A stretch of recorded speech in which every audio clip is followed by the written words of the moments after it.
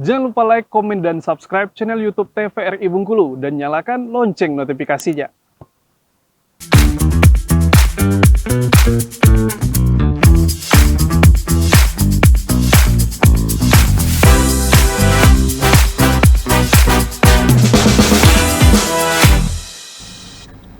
Balik lagi di Opini, obrolan pagi ini masih dengan tema yang sama, yaitu beautypreneur dengan Mbak Ica. Nah, Mbak Ica tadi kan kita juga singgung sedikit ya, sebenarnya untuk dari toko skincare Mbak Ica ini sendiri sebenarnya pembedanya apa sih? Karena kan banyak ya toko-toko skincare, make up yang ada di Bengkulu ini. Itu dari targetnya sendiri gimana sih biar orang tuh tertarik untuk beli di tempat kita gitu? Tadi yang aku lanjutin tadi aku rasa ya kebanyakan dari customer Dianka yang kita tanya itu mereka merasa trust sih, percaya gitu. Itu yang kita jaga. Jadi dalam artian kalau orang udah percaya, pasti dia akan merekomendasi ke teman-teman yang lain kan gitu. Jadi sebelum masuk Dianka, produk-produk itu pasti kita coba, pasti kita lihat dulu kayak gitu kan. Sometimes cara menilai produk itu nggak cuma dari sekedar oh ini ada BPOM-nya, but also juga banyak hal-hal lain, apakah dia cocokkah dengan daerah di Bengkulu terutama gitu yang panas kayak gitu. Agak sedikit ribet sih sebenarnya, tapi nggak apa-apa lah walaupun ribet, tapi kan kita dapat kepercayaan masyarakat gitu. Itu sih yang kita jaga. And also kita selalu, jadi kalau di belakang layar gitu Mbak, kalau misalnya kita tuh ada kritik dan saran, kita selalu appreciate teman-teman yang kasih kritik dan saran. Nah dari kritik dan saran itu yang selalu membangun kita sih kayak gitu. Jadi lebih ke menjaga trust sih kalau menurut aku sih gitu. Itu sih kuncinya waktu itu pembeda. Kalau toko kan seperti Mbak bilang, toko skincare, kosmetik itu dari dulu udah ada gitu kan. Tapi pembedanya mungkin karena lebih ke yang mungkin kita juga lebih ke sosial media, bisa jadi kayak gitu. Banyak faktor sih kayak gitu, sosial media. Apalagi kan sekarang ya zaman digitalisasi ya. Kalau misalnya marketing itu kan harus jalan banget ya hal-hal yang menarik gitu. Ini kan Mbak sendiri berbisnis ini kan dari tahun 2020 tadi ya. Awalnya. Pasti kan kalau dunia berbisnis itu persaingannya tuh pasti ada ya. Itu pernah dirasain Dianka dong ya pastinya. Sebenarnya kalau bersaing itu nggak hanya di bisnisnya. Sometimes kita juga di dunia kerja segala macam. Tapi yang penting fokus ke diri sendiri sih. Karena prinsip, baik itu prinsip pribadiku maupun juga culture di company kita, we are trying to be better than we were yesterday. Dalam artian kita tuh lebih ke bersaing diri sendiri kayak gitu. Jadi kita hari ini harus lebih baik daripada kita kemarin gitu. Jadi sebenarnya aku nggak pernah kepikiran maaf ya kiri kanan gitu. Terserah lah orang, yang penting kita jauh lebih baik. Makanya tadi yang aku singgung kritik dan saran, kita sangat appreciate kritik dan saran dari customer karena itu yang membuat kita jauh lebih baik kayak gitu. Jadi kalau perihal bersaing, kita lebih ke diri sendiri. Contohnya kayak sekarang, dulu Dianka di Jakarta online, sekarang kita tahun 2022 akhirnya kita punya cabang offline di Bengkulu.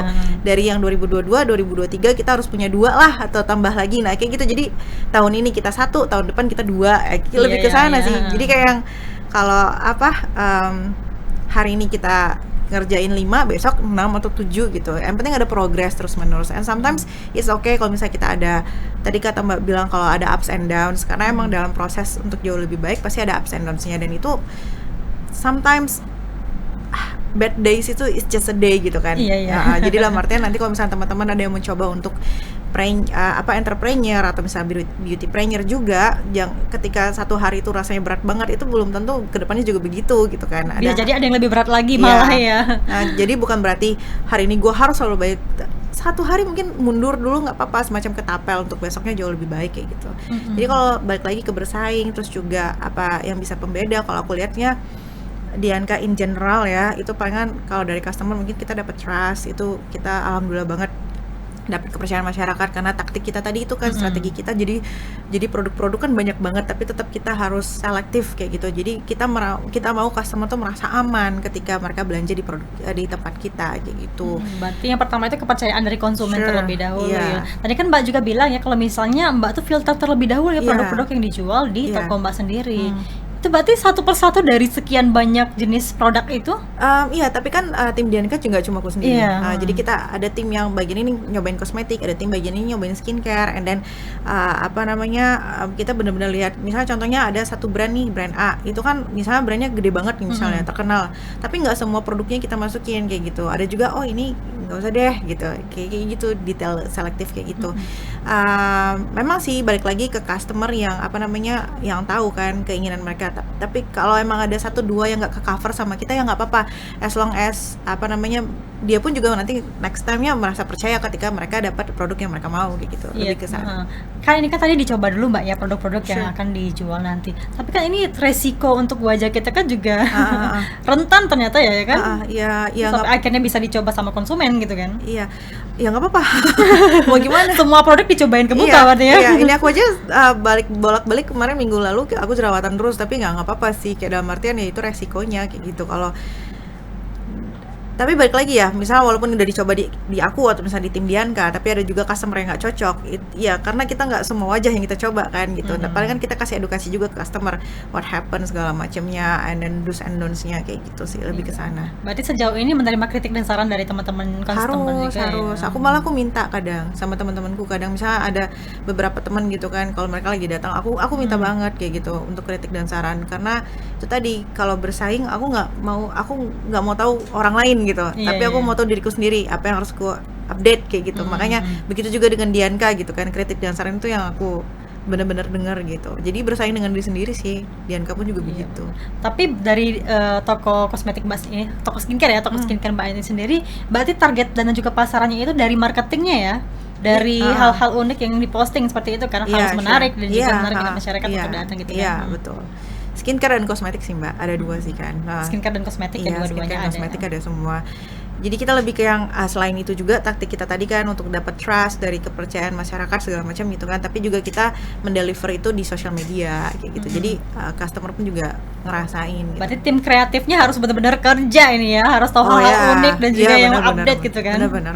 Kita invest banget di tim kreatif sih kayak gitu. Tapi Pak juga terjun langsung nggak? Oh ya, sure. Ya namanya bisnis harus terjun langsung sih Mbak.